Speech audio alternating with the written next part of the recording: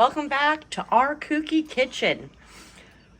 We have leftover mac and cheese. Yes, from our mac and cheese sliders.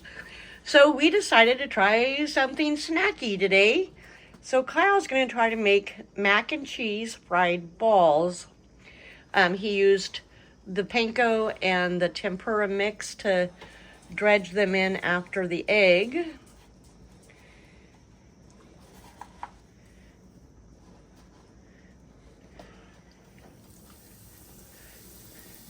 It's a messy process. Oh, we have one done. Have you taste tested any yet? Nope, I just made the one so far. All right.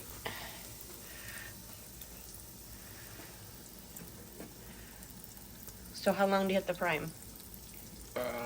Couple minutes? About, yeah.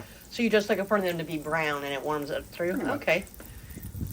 All right. Well, he's going to keep going and get this skillet loaded up. And stay tuned because we have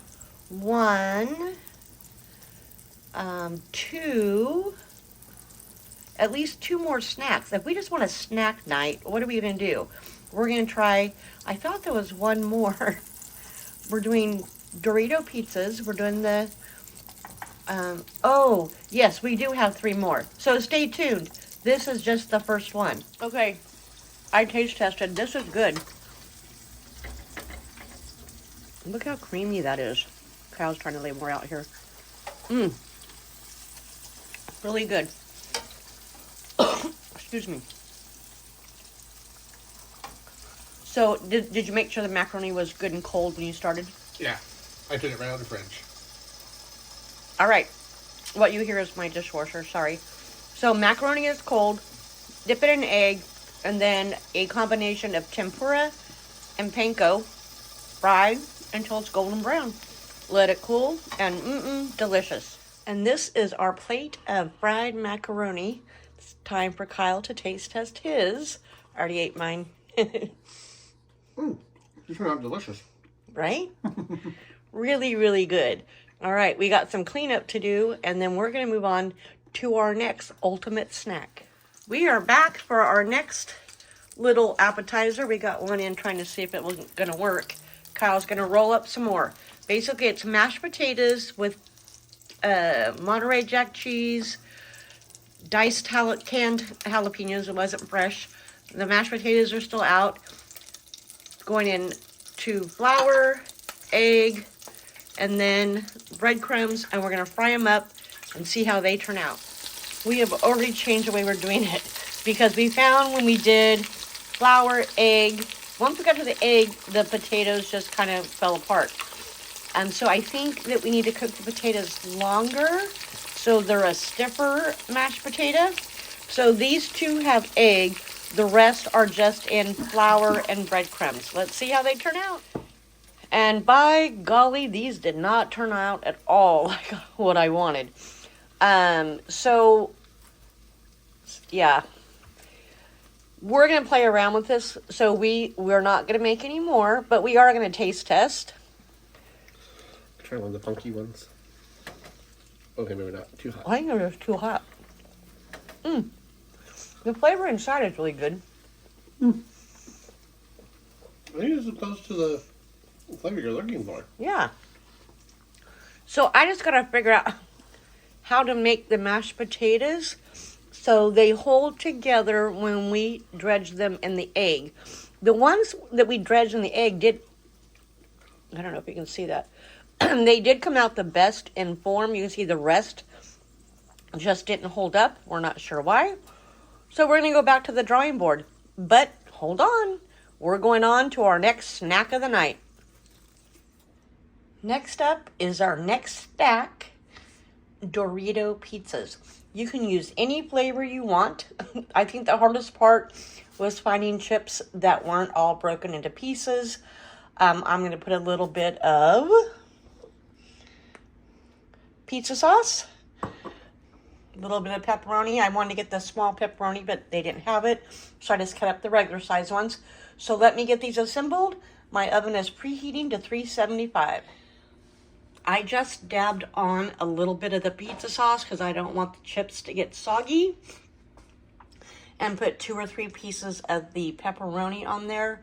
And before I forget, we saw this on People versus Food, which is another YouTube show that I watch that it's all related to food, and they do games and stuff around food. You learn about food history, you learn about different cultures. I need to go get the cheese so we can top these with cheese and get them baking. Okay, let's pop these in the oven for, I don't know, 5 to 7 minutes. And we'll see what they taste like. I'm using the sweet, spicy chili Doritos. I don't know what happened to the Cool Ranch ones. So that's what I'm using today.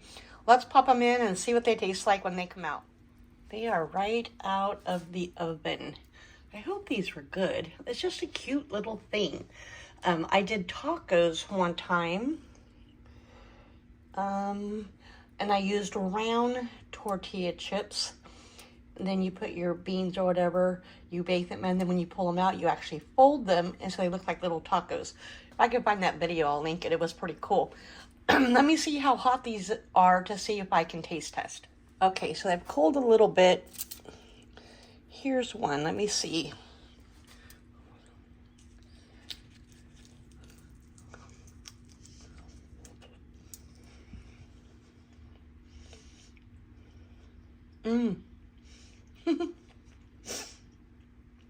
That's actually really good. And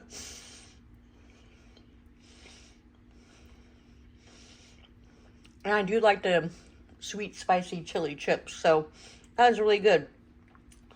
All right, well, Kyle's not here, so he'll have to taste test when he gets home. We have changed our 4th snack so many times, so not quite sure what it's going to be, but hold tight and let's see what special things we come up with. We have finally decided we are going to do gochujang drizzled Brussels sprouts. So I'm just going to trim these up, slice them in half. We're going to put them in the oven and roast them. Then we're going to take them out, roll them in our sauce, which I've already made, using honey, soy sauce, sesame seed sauce, garlic, gochujang, rice vinegar. So let's get these prepped and roasting, and then we'll come back and roll them and finish roasting them and taste test. All right, they're going to roast in the oven at 425. I'm not sure how long. We're going to check in about 15 minutes, and then we'll see if we need more time or not. And I'll let you know at the end how long we actually do roast them for. First, I forgot to tell you to roll them in a little bit of olive oil. We used a buttery sweet olive oil. And this is only about 10 minutes in. If the sheet pan was fuller, it would probably take the whole time. Now we are just going to roll it in our gochujang sauce. All I did was spoon over the glaze on top of them. We're going to put them in for a few minutes. Then we're going to turn them over, cook them a little bit longer, hoping to get it caramelized all the way around the Brussels sprout. And they are out. You can see it's still bubbling.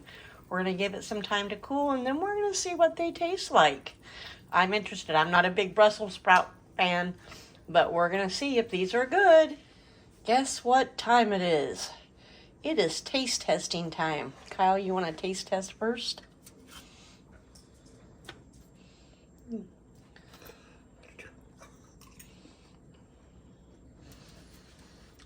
Sauce is tasty. Has a little bit of heat to it.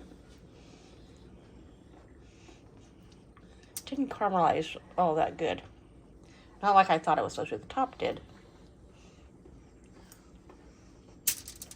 Yep, and they're cooked well for being cooked for such a short time.